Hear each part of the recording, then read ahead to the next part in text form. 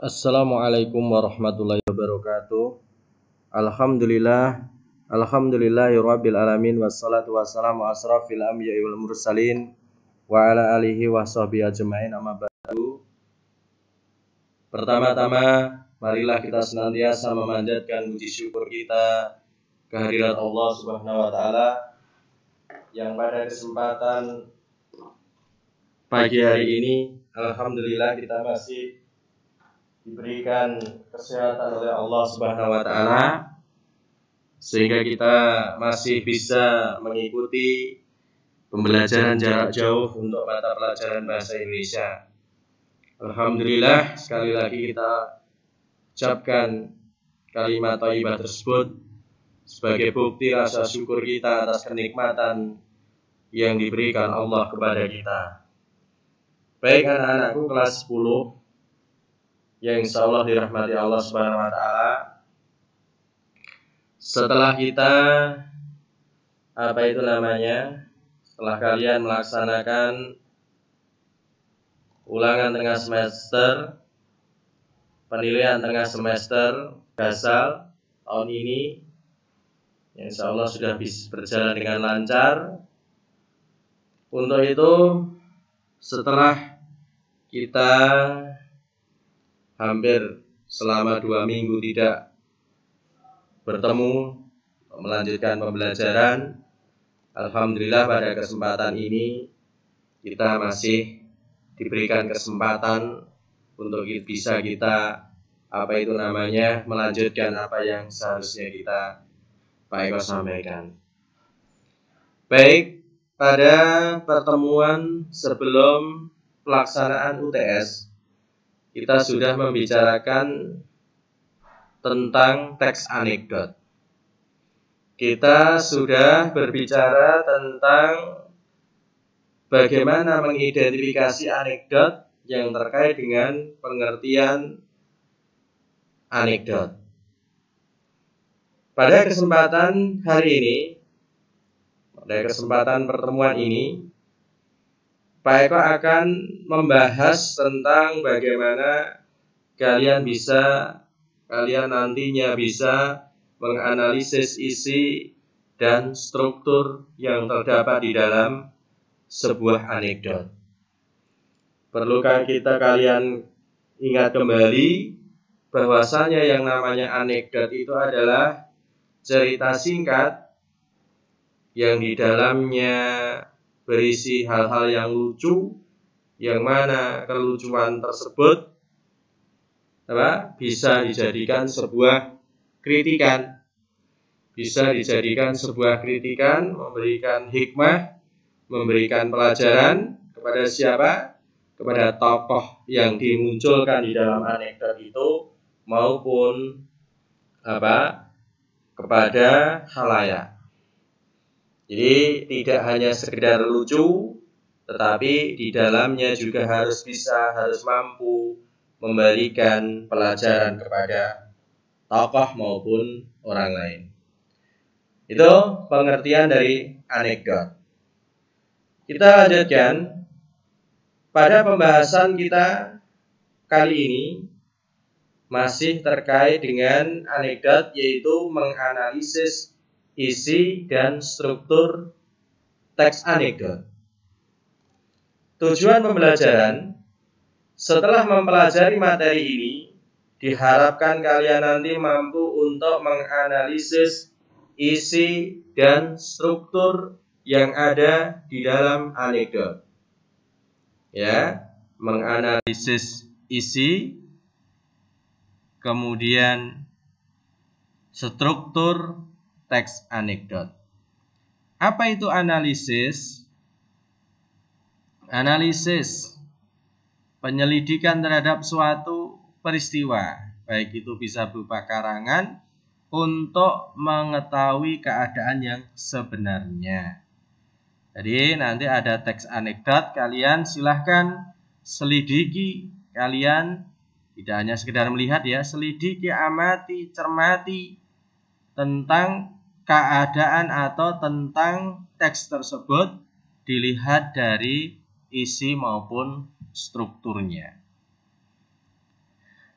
Baik, kita lanjutkan. Isi teks anekdot. Anekdot menyangkut bermacam-macam tema. Jadi tema-tema yang dimunculkan di dalam sebuah anekdot itu bisa bermacam-macam.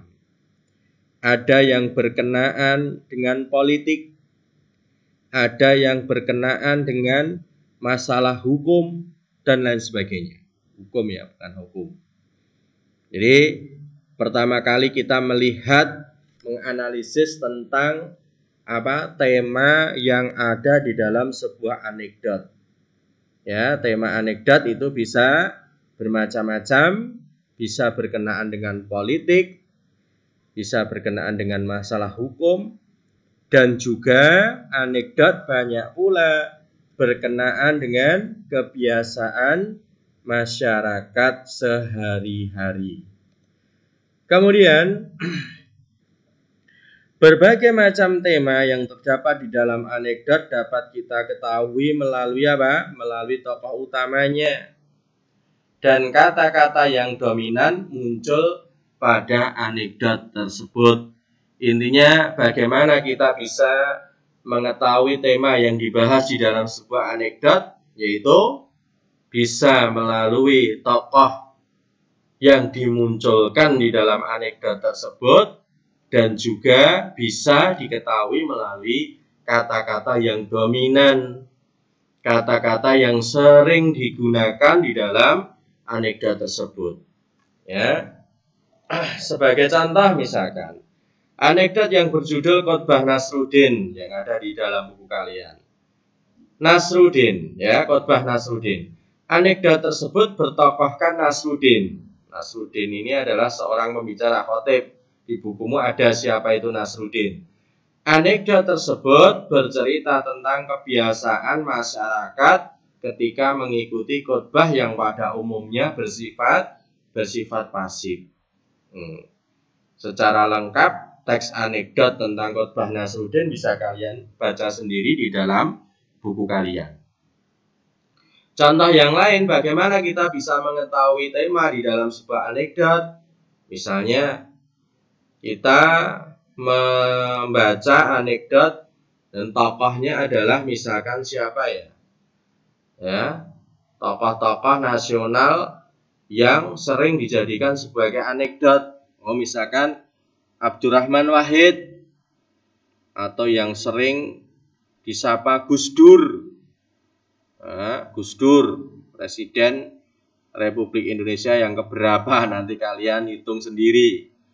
Nah, kita mengetahui bahwa tokohnya itu adalah yang dimunculkan Gus Dur. Berarti itu nanti temanya yang dimunculkan di dalam anekdot bisa tentang politik, bisa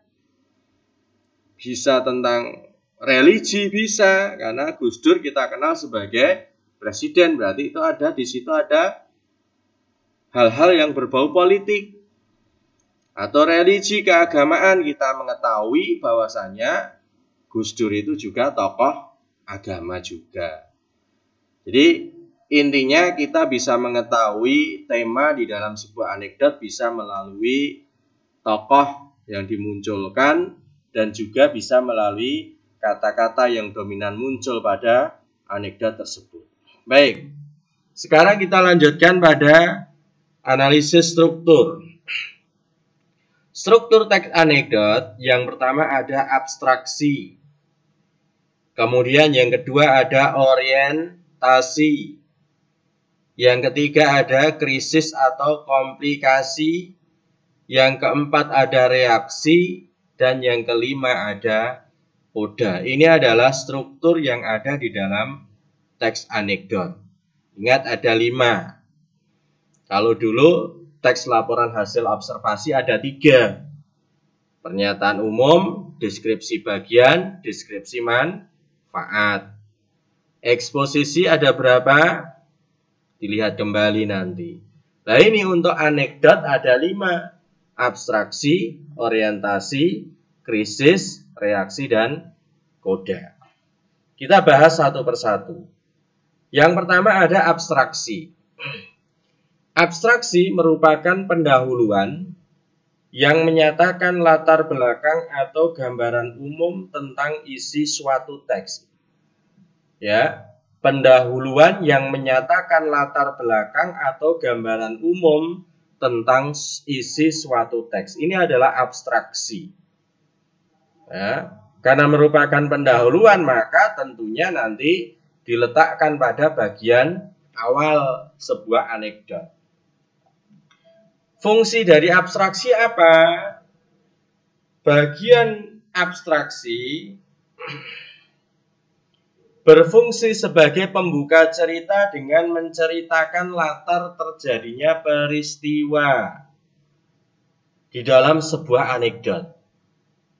Ya, bagian abstraksi ini berfungsi sebagai pembuka cerita dengan menceritakan latar terjadinya peristiwa di dalam sebuah anekdot. Contoh, suatu ketika orang-orang di kota mengundang Nasruddin untuk menyampaikan khotbah di sebuah majelis. Ini adalah contoh abstraksi.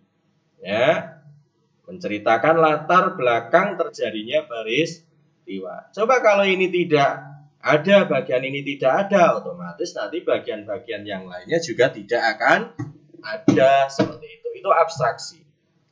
Kemudian yang kedua ada struktur, yang kedua ada orientasi. Orientasi merupakan bagian cerita yang mengarah pada terjadinya suatu krisis, konflik, atau peristiwa utama. Ya.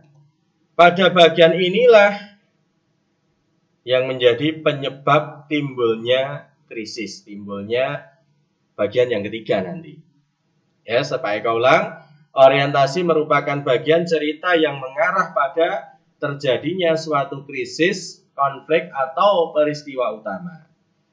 Ya, pada bagian orientasi inilah yang menjadi penyebab utama timbulnya krisis. Contoh, ketika tiba di mimbar, dia itu adalah Nasruddin. Ini ada keterkaitannya dengan khotbah Nasruddin ya.